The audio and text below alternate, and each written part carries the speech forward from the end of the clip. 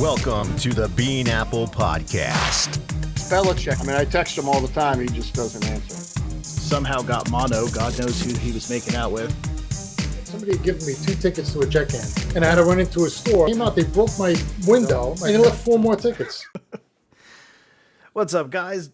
Welcome back to the Bean Apple. It is the Week 9 Patriots Panthers preview show. Big upset win for the Patriots last week against the Chargers. I'm going to call it an upset. They were 3.5 point underdog. They were 3.5 point underdogs going into the game. Massive upset. Massive upset. Yeah, and again, like we talked about, they own the Chargers. Doesn't matter if they're in San Diego or Los Angeles. They just own them. It's shocking. But now, potentially, the return of Sam Darnold to New England, where he once saw ghosts, right? Yeah, I was seeing ghosts that day.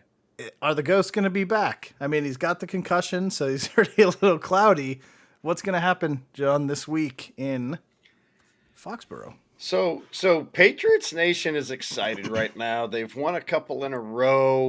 We're at Carolina, who hasn't been playing so great. They did just beat Atlanta, who I think we both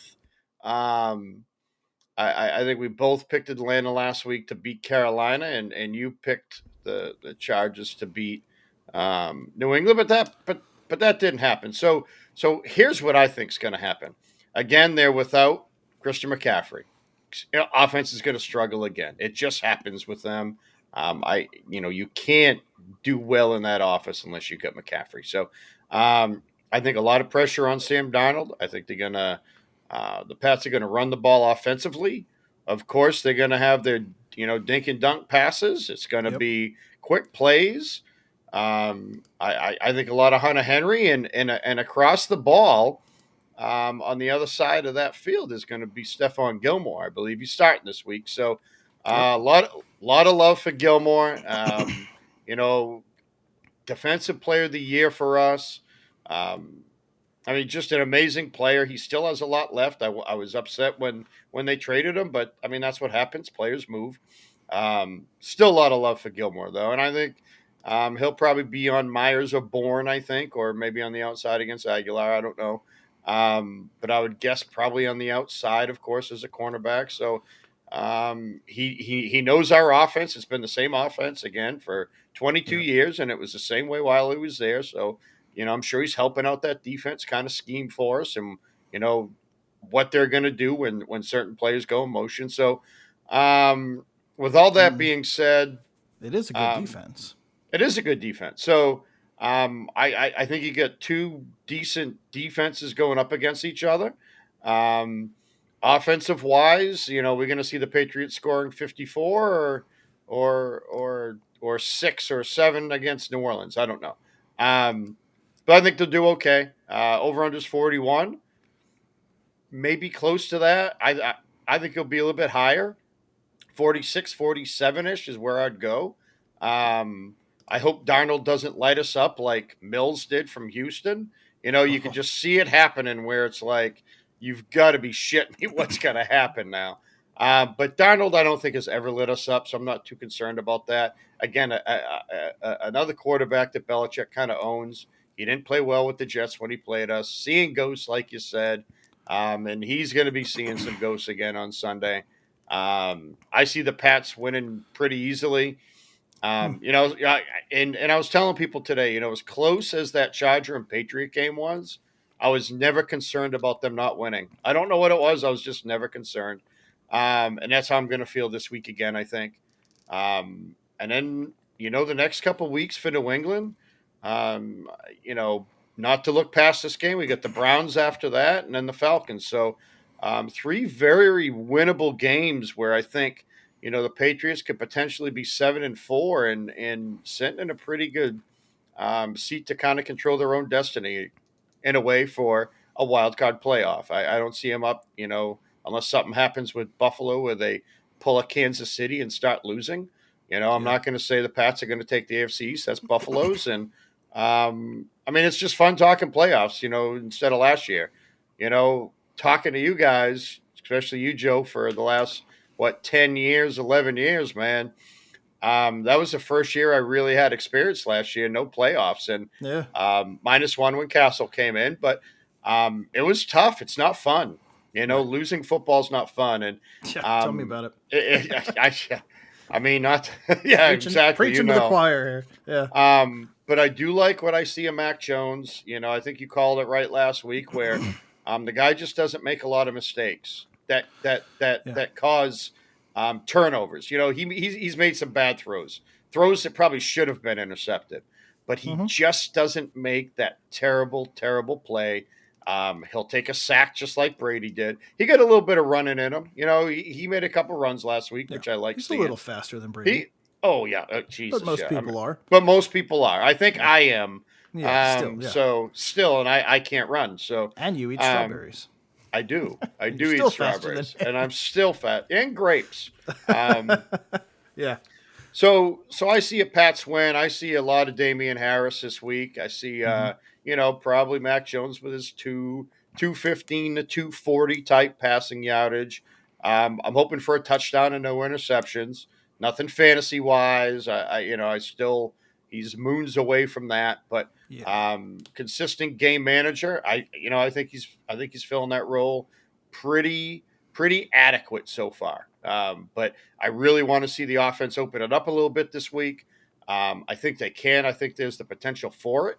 But again, they do have a pretty decent D over on the other side of Carolina. And again, Gilmore knows that offense. It doesn't matter what quarterback's playing in it. He knows it. So I say Pats 27, Carolina probably 17-ish, somewhere around there, 14. I just said over under 45, 46. I guess I just said 41, didn't I? So, okay, I'm sticking 41. My bad. I probably should have thought of that before I opened up my mouth, but we all say dumb shit sometimes. It's what we do. So, I'll say 27-14 though. 27-14. Well, also for the Panthers in this one, outside of that weird Giants game, they haven't lost a game by 10 points. No. So, no. They're in games. I mean, they lost to the Cowboys, the Eagles, the Vikings, all of them less than 10 points. So they're close. They're in close games till the end. If they win, it's usually bigger though. So that's right. The thing. Very so true. I guess you know that, except for last week against the Falcons, but and the Jets. Also, Jets game was close, but Saints, they handled that one. Texans, they handled that one, and the other ones were pretty close overall. So. It'll be interesting to see. Chuba Hubbard's been getting incrementally better each week. So it'll be interesting to see how much they utilize him with Darnold having a shoulder injury and coming off the concussion, if they really try and just pound it and take more off of Darnold's plate, because he's struggling. Right. Like we were talking about before, it's easier to find a Joe Biden supporter than it is to find one of those Jets should keep Sam Darnold fans. So they're gone. They've just completely dried up. It's like a friggin' puddle in the Sahara. It's just gone. They don't exist anymore. So Sam does not look good. That offense does not look good. No. I think Robbie Anderson might have retired, because I haven't seen him in a few weeks now. Yeah, it's kind of crazy. Him and AJ Green, they both retired in the fourth quarter of that game the other day in the end zone. So they both called it in. So I seen a stat now that you mentioned Robbie Anderson. Listen to this one. 50 targets Robbie Anderson has. Yep. You know how many? Take a guess how many receptions? Out of 50? 50 targets. I'll say 22. Lower. Lower? 17. 18 Damn receptions. it, I was going to go with 17 first, too. That would have been a good guess. 18 receptions out of 50. On 50 targets. Good Lord. I mean, that's by far the second amount of targets. So is he forcing the ball? Maybe that could be a problem. I was looking at those stats earlier, and I'm like, maybe he's trying to force the ball to him, and that's why he's not having the games that he is. That's interesting. I don't know. All right.